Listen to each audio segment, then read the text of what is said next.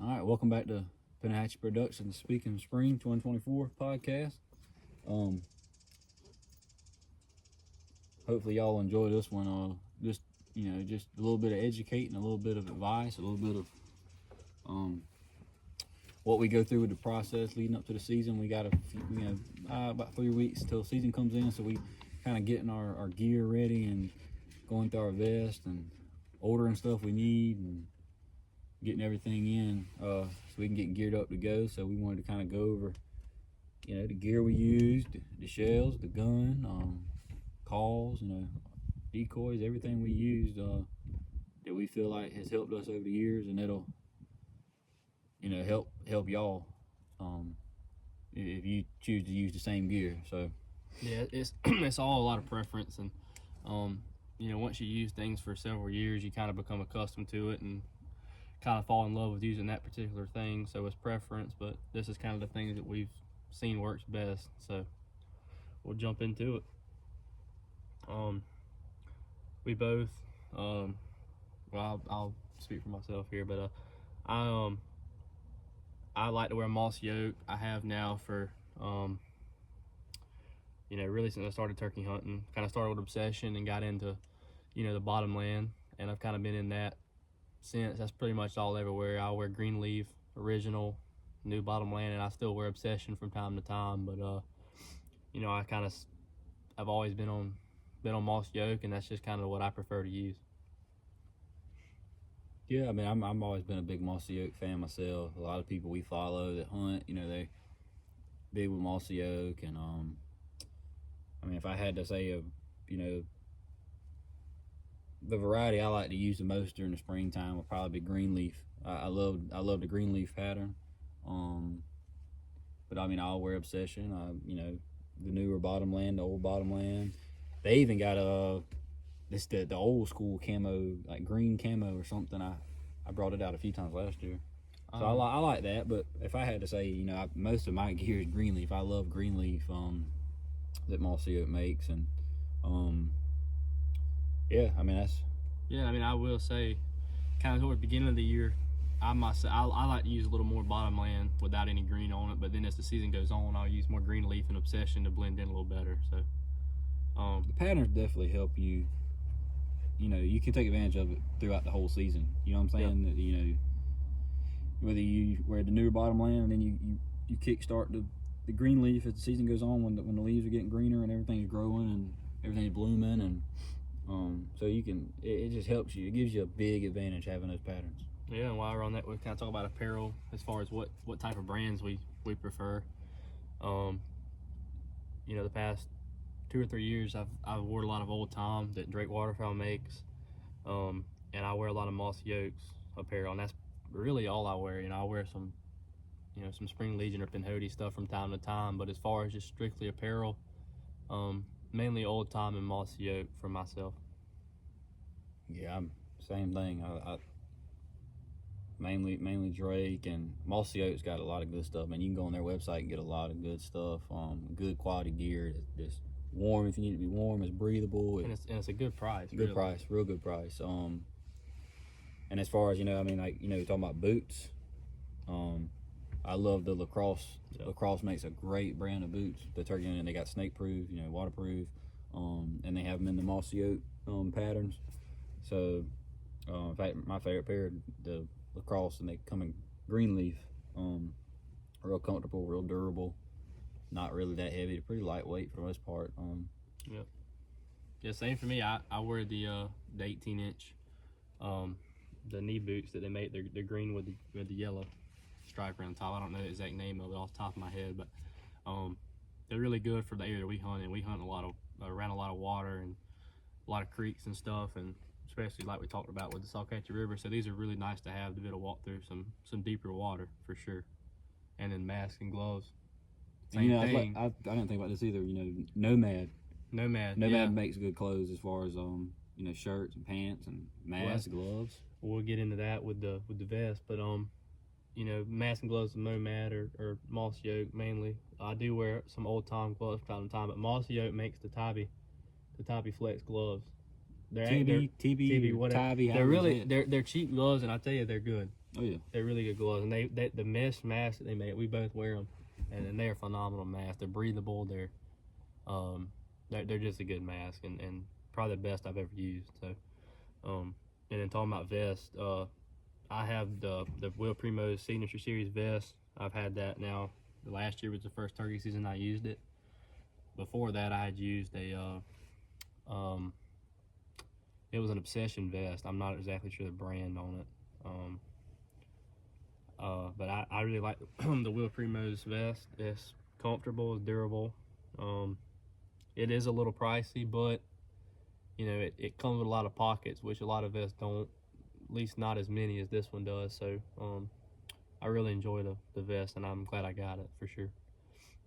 Yeah, I got the it's the Nomad. I don't know the exact model, but it's a Nomad vest. It's real comfortable. It's light. And I think mine's in the greenleaf pattern. I want to say it's greenleaf, but yeah, it's a good one. It's Nomad vest, probably one of the best I'll ever use. To be honest, it's a great vest. It's comfortable and got a lot of pockets to keep all your stuff in, and yeah, I mean that's Yeah. my choice of the vest. That stuff's kind of, as far as the preference stuff, you know, the more we get into calls and guns and that kind of things, more performance wise. But these particular things we're talking about now is really just preference. It doesn't really matter what clothing you wear as long as you're going. So we're gonna jump into some gun stuff. And we say guns, you know, I think it's important to talk about too now, because you know, it's any time now. I know at least before we get to Florida in the next few weeks, we're gonna start patterning them and everything. We should make a video of that. Patterning our guns and everything, getting everything down pat. Yeah, so I shoot a Stevens 301 410. I also have a 20 gauge and a 12 gauge, but I prefer the 410. It's just a challenge in itself, and it's also, you know, it's a lot lighter.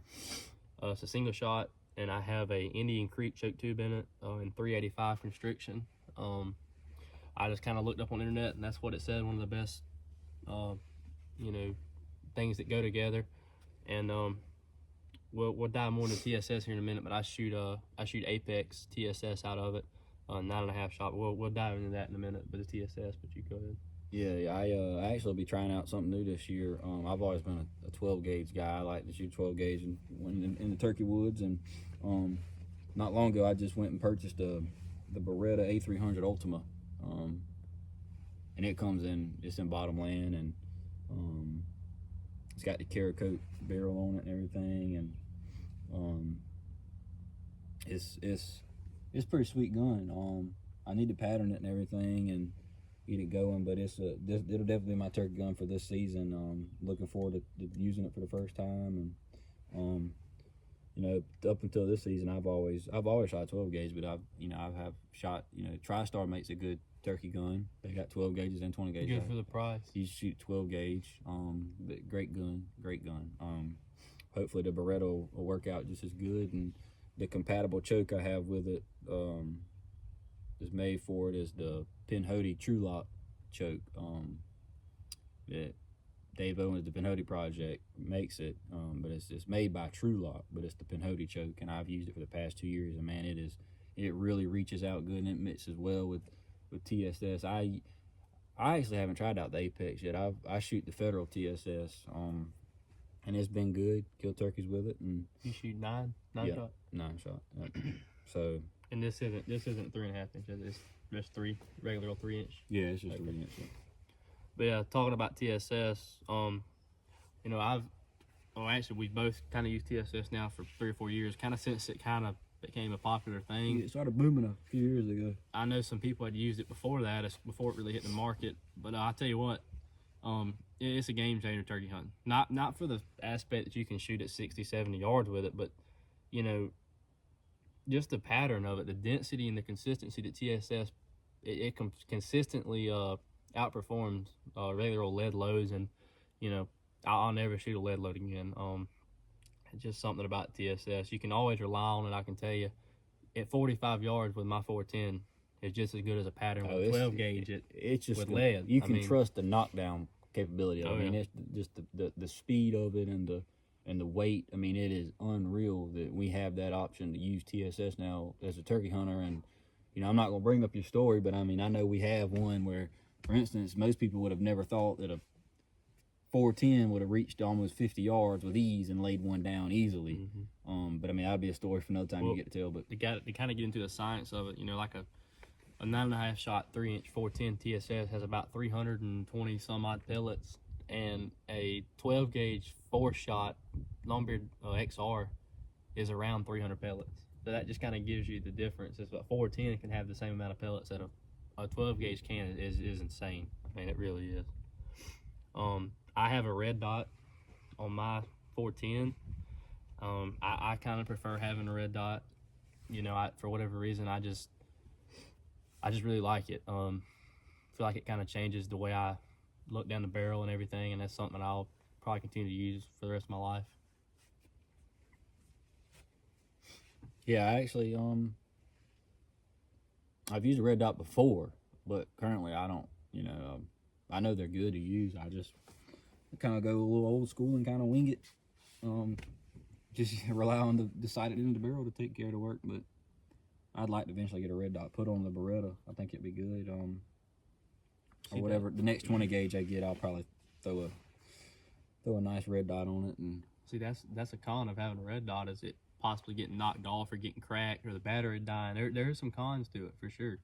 You know, there's more cons to having a red dot than there is pros, really and truly, if you think about it. So it's just preference, you know. And to each his own. You know, it's pretty much how you feel shooting the gun and what you think benefits you. I could live without a red dot. I think everybody could. You know, it's not a 100%. Before they come along, everybody had to. So yeah. We'll kind of jump into the call aspect. We'll kind of start with a case. I have a Pinhoti call case that I use, that I have on my vest. You know, just to keep my calls in, keep them dry when I'm not using them. You know, this time of year though, I keep them in the refrigerator in a Tupperware container, just keeping the moisture out of them and keeping them healthy, because a lot of bacteria can grow in those calls, and leaving them in the refrigerator kills that. And you just, you know, when they're not in use, which I've kind of started busting them out a little bit as we've kind of rounded the corner getting towards March, but you know, I have a certain way of doing things, and I just keep them in the refrigerator this time of year to keep them safe and keep them working right. So yeah, I have a call pouch case too. I think it's a Primos case, but yeah, whatever call I feel like I'm working with the best, you know, depending on what turkeys I'm hunting and which property I'm hunting, you know, what turkeys are educated with and what they're used to, what they like. Depending on that call, that's usually the call I'll slip into that pouch on that day, and I'll keep it in there until, you know, I feel like it's not working anymore, and then I'll switch to a different reed style or something. And but I use that, just like Charlie said, I usually keep mine in a Tupperware container and keep it, you know, cold, kill the bacteria, and you know, it kind of helps. It keeps them kind of loose too. You know what I'm saying? It doesn't really, you know, all that saliva, the moisture build up. You know, they can get real sticky and or hard, and that keeps them fresh. Come, you know, leading up to the season when you start working with them a good bit. So, I mean, I feel like that's kind of an overlooked part of turkey hunting gear, is having a call pouch. Instead of having to fumble through your vest for 37 calls, you've got a pouch with 2 in there you prefer. The ones you're gonna put the trustworthy ones in there, or reliable. You're gonna slip them in there and use them usually, and mainly you're gonna use the ones that obviously are broke in, just like a shoe, just like a football, just like a hat. You want one that's broke in, that's not uncomfortable for you. So, yeah. I use Woodhaven calls, and I've used Primos in the past. I've kind of found a new call that I'm not going to share the name of, just because, not really be stingy or greedy about it, but it's one of those calls that not a lot of people know about, and I kind of want to keep it hush-hush, to be honest with you, because I feel like it is such a good call that anybody in the woods that has it's going to have an opportunity to kill a turkey, and I want to be the only person in the woods with that call. So, but as far as Woodhaven calls go, I like to use the Scott Ellis calls, any of the Ninja series, as well as any Ghost Cut I like. That is the other call I used. It is a Ghost Cut, but I'm not going to kind of go into the name and everything. It's not really known. And then kind of the Primos, I've used Primos a long time. They make great calls. I'll still use a Primos call now, if I had to. And the Woodhaven calls seem to fit my mouth a little better than most do. Yeah, I'm I'm definitely a Woodhaven guy myself. Every mouth call in my vest I've used for the past few years have all been Woodhaven. I like the Ninja series, preferably the Jack. They got one called the Jackhammer. Mm-hmm. It's a good one. Like you said, the Ghost Cut is a good one. But just a traditional old, single reed V cut that they make is a really good one. You can get those literally anywhere. If you're a starter or a beginner, they're good calls. You can change do a wide variety of calls with it. But maybe my go-to is actually it's called the Copperhead. They make it's white. It's got an orange reed, and you can really change up the frequencies and sounds on it. It's a good call. So that's definitely my favorite one. We've always talked about with mouth calls. It's always important to find the cut and the style of call that fits your mouth the best. I know that me and you both, we've probably bought over 100 calls throughout our life and have just tried each and every one of them to see which one we'd like. And if we don't like it, we'll put it aside and won't use it. But once you find that call that fits your mouth, that's just really good and you can really work with it, is one that you'll buy for the rest of your life. Oh yeah. So, I hate to be that way about it, but about that call, but I mean, it's kind of like the same thing with sharing public land spots. Where you're hunting, you don't want to, and turkey hunting's got a lot more competitive. More people have gotten into it, and that's just kind of a secret that I want to kind of hold to myself. So, just kind of is what it is with that. Going into slate calls, or really pot calls, we call them slate calls. I have 4 brands of slate call actually. I have a Primo's Rare Breed, which is slate. I have a Woodhaven Crystal, which is glass, obviously, and then I think I have a Quaker Boy, and I know I have a Turkey Thugs. Now, I really only use the Primos and the Woodhaven. The Woodhaven is more high pitch, so if I'm trying to get a bird to gobble, I'll use that one. But if I'm in closer to a bird, I'll use the Rare Breed slate. It has a little purr on it, a little more rasp to it, a lot quieter. So that's kind of what I prefer with the slate calls. Yeah, I'll be completely honest with you. I keep one slate call in my vest, and I've done that the past few years because it's reliable, it's easy to use, you really can't mess up on it, and that's the Primo's Foggy Bottom pot call, which is it's a glass, and I love it. It's great. I'll say it's great. I love it. I would not change it for anything in the world. That is a great pot call, and I actually don't technically use a slate. I use that glass pot, and the frequencies on it are awesome. I mean, it is extremely realistic, and it's whether you want to, get down on it from long range and get one to shot gobble, or you're up close and you purring a little bit, you're doing some clucking. I mean, it is. It's called a bird in for me. The yours has the Foggy Bottom has. It's a good call. So that's probably shocking I don't have more, but that's the only quote unquote slate call I keep in my vest, and I love it. Yeah, and then box calls. I'm a huge fan of box calls. I love a box call. I have for some time. I remember when I first got into turkey hunting, my favorite call was a Primo's wet box. I'm sure you remember that call. I don't think they make them anymore, but man, it was a great box call. I loved it. It was good in the woods and in the field, but boy, you remember when you used to walk that thing and how it would. You didn't have to have any chalk on it. Had, I don't even know what it would be, like pre-made chalk or whatever on it, and I loved it. But I now have another Primo's box call, and it's actually out of the same series that Will's slate call is. It's the Foggy Bottom box call, and I love it. I mean, you'll probably see it in some of our turkey hunting videos.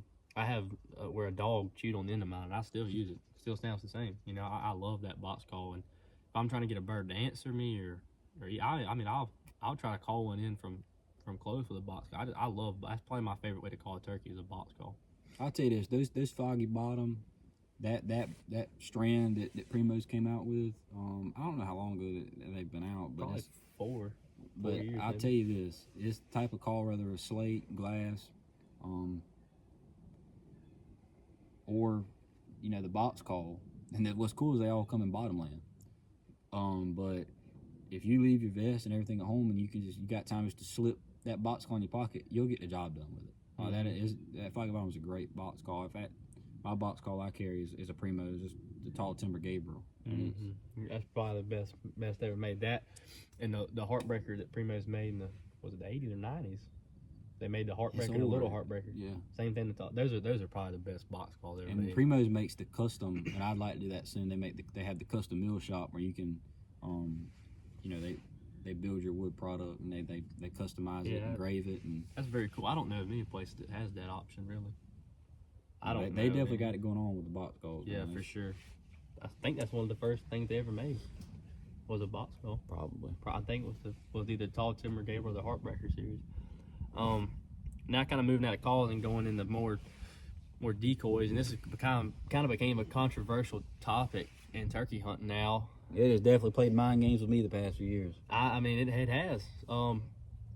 I've almost gotten to the point where, not to cut you off, we're getting decoys. I mean, they can be great, but I've got to the point where, hey man, we're hunting our private land. Let's treat this as public and not even throw a decoy out. Yeah.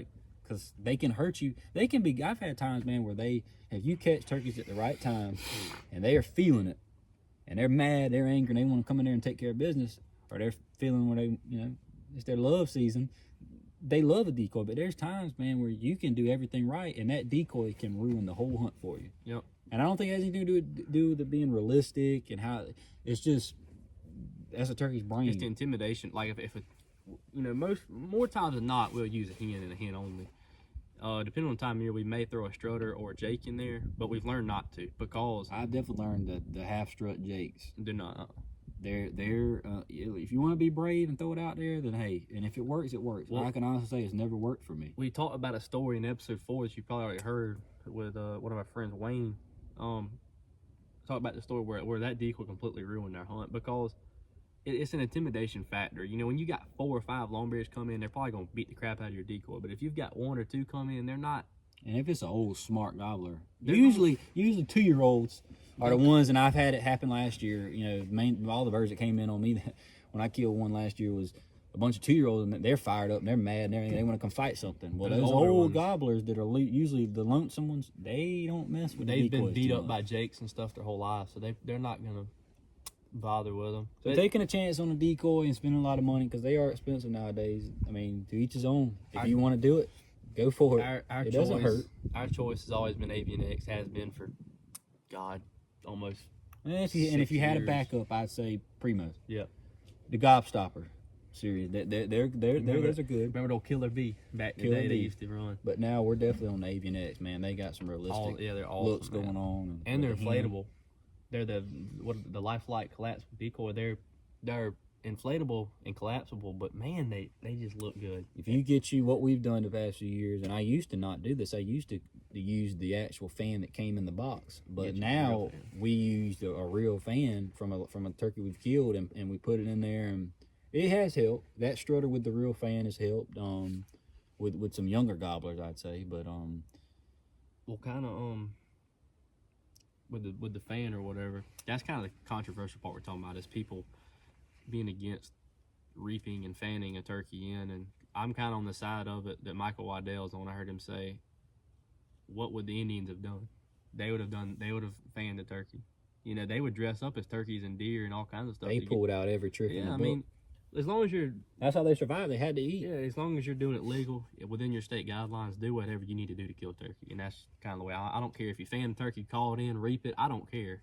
If you kill a turkey, kill a turkey. And I've crawled across fields holding up a fan, or a strutter, and hid behind it. I mean, a lot of people have done that. There is one thing I will say that I don't mean this in a cocky demeanor or anything like that, but that I just don't really agree with. And that is the motorized strutters that people use, where it's actually has built-in wheels and they can drive it around and use it. And there's some guidelines in states and stuff that some don't let you use that.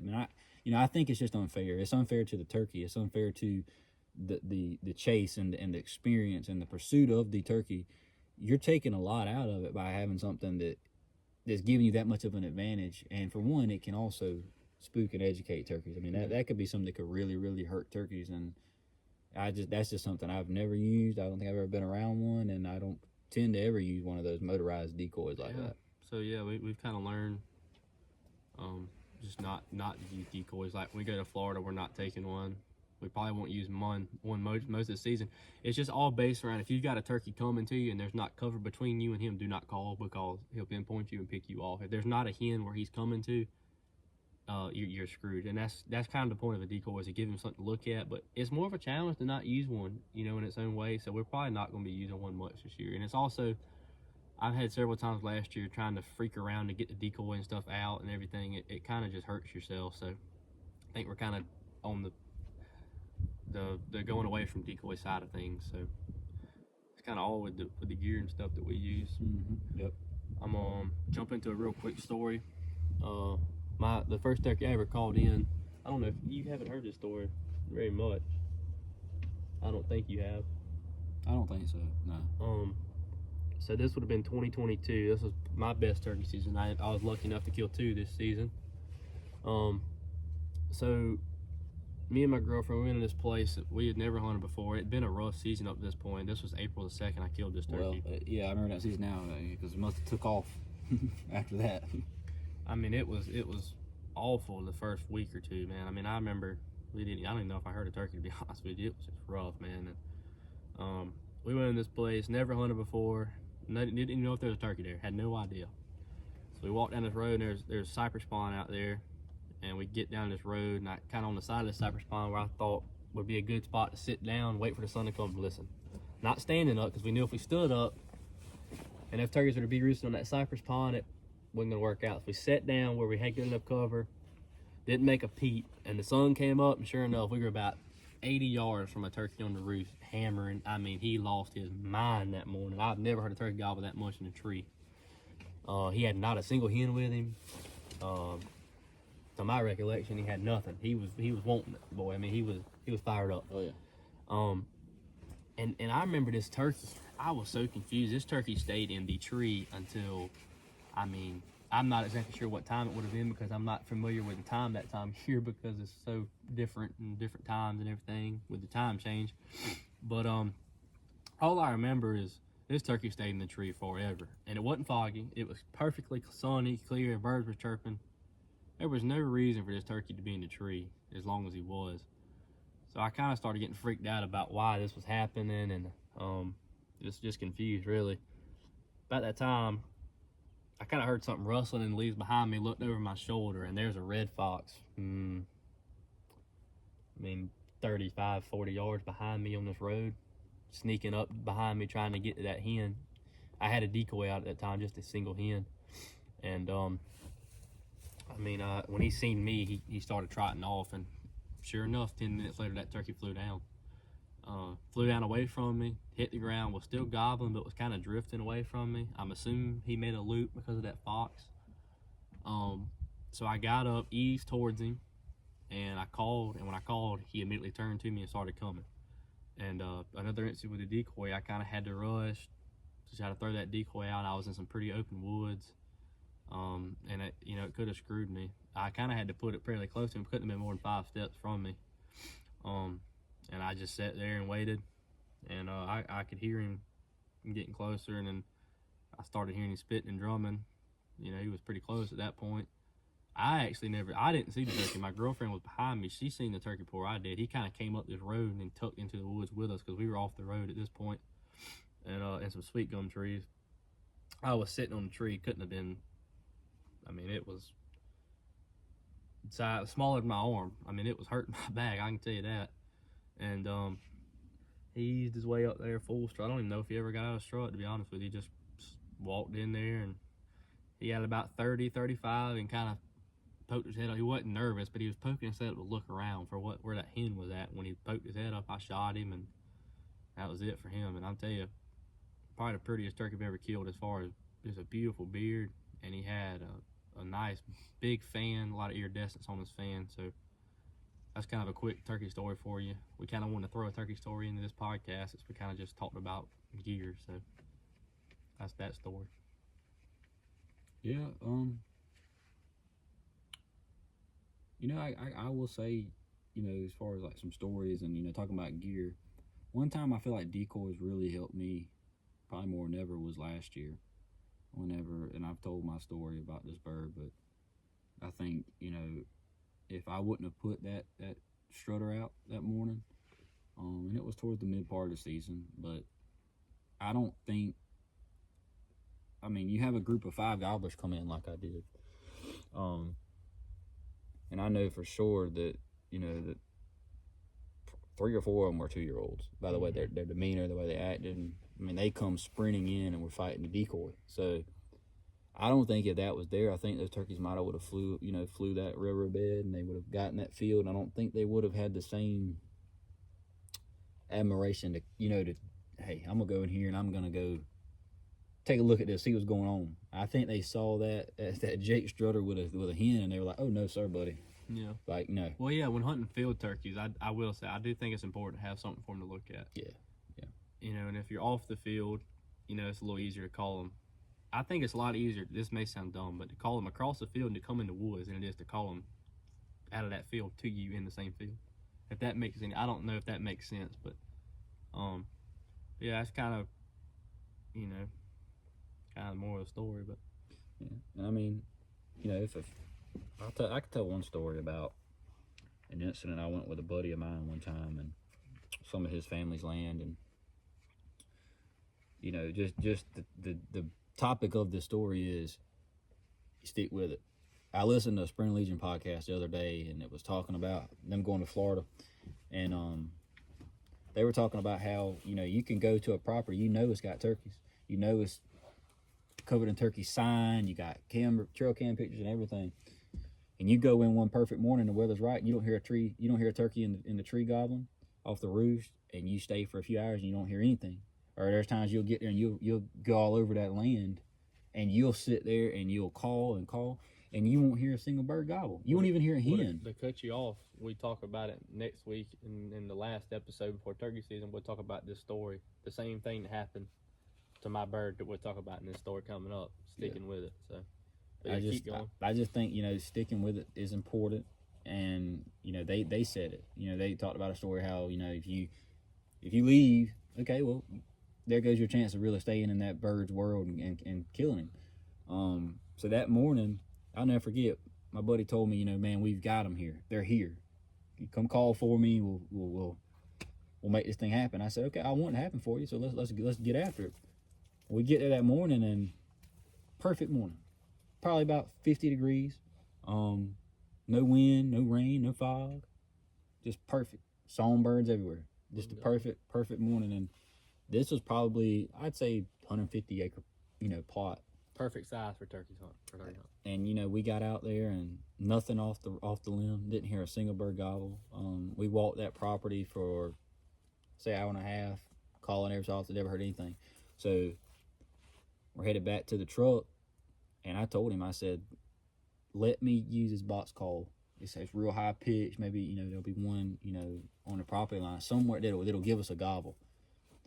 And I remember him telling me, you know, like, man, I don't think it's worth it. You know, let's just try another day. You know, and you know, it's crazy. I've had this experience like the Spring Legion guys talked about. You know, if you don't take that opportunity to try it one more time, you don't know if you're ever gonna have the opportunity again. So I hit that box call, and a gobbler cut me off probably maybe 70, 80 yards from us, and the woods were thick, but we were on a road. Oh, it was like a gravel road too. You know, like of all things. So I crawled out there, put a hen out, and that was it. And let me tell you how that hen helped me. If I would have had a gobbler, a strutter, a jake, anything out there, I don't think this wouldn't have come together for us. But I put the hen out, and when I saw the gobbler pop out of the pines onto the road, he was about 40 yards from us, full strut, spitting, and he just came in, bowed up real slow, kind of stomping. Came all the way to that decoy, brushed up on her, told my buddy to take the shot. I think had a jake or anything else been there in that road, that hen, that gobbler, because he was old, he had long, big white spurs. He was an old gobbler. Had a jake or something been in that road, man, I don't think the bird would have reacted the same way. I think he would have stepped out, immediately tucked those wings like they do, and he would have walked away and started putting, or anything. We would have never heard him or saw him again. But having just that hen that morning, you know, it definitely helped us. So I think that's one story I can tell for sure, where gear and decoys and whatnot definitely helped us. Yeah, but you were talking about too, the whole, you know, the size of the land. I think we're going to talk about that in another podcast, about how probably next episode. You know, the last don't one. judge a piece of property by the size of it. Yeah, the main place we turkey hunt is 16 acres, and boy does it have them. We just kind of looked into it, but we'll dive into more of that stuff on another episode, but that's probably gonna do it for this one. Just kind of update y'all. The time you were seeing this video, we are less than 2 weeks away from South Florida. As crazy as that sounds, man, it's flown by. Man, it's flown by. We are so close. The time you're seeing this, man, we're here. We're that close. We're scouting hard. We're listening already now, and man, it's getting good. So that's just kind of a little update for y'all. Just kind of what we're planning on doing, and man, it's getting real. It is. It's getting real. It's getting good. So that's gonna do it for this episode. A little shorter episode, but just wanted to get this one out there. We knew this was kind of gonna be a shorter one. You know, the last one was a little longer. And episode 6 will be about normal length, about 50 minutes. So probably be the last one for the year. We may try to film some during turkey season. We really hadn't talked about that much, but maybe during the season, just to kind of overview and talk about. We'll get people to come in with us and talk about just the hunt. But we want to keep our stories for the next pre-spring. But yeah, that's gonna do it for this Speakin Spring episode. I hope you enjoyed. A little different episode, a little different, little change, kind of. Just focused on getting geared up. We're getting all our gear ready. You know, about a month out from the season starting in South Carolina, and so we're trying to. You know what I'm saying? We got 2 weeks to go to Florida, but we got close to a month till it comes around. So we're getting everything geared up, and kind of wanted to give some input on what we use, and hopefully it'll help some of y'all out there. And we'll try to get, like you said, we've been scouting a lot. Yeah, for sure. We definitely will the next few weeks, scouting a lot, getting pictures, checking land, checking just checking everything. Pretty much most of the land we've been scouting. We've already done burning on it and everything, so that's pretty much been taken care of. But we gotta keep scouting. We'll probably get a video out of us scouting. I know we got a pattern of guns. We'll get that out to you probably. So, and hopefully the crappies starting to get shallow. We can start filming some of that too. So different videos, just to kind of keep our minds off of turkey hunting until it gets here. So yeah, that's gonna do it for this one. I hope y'all enjoyed, and we'll catch y'all on another one. Appreciate it.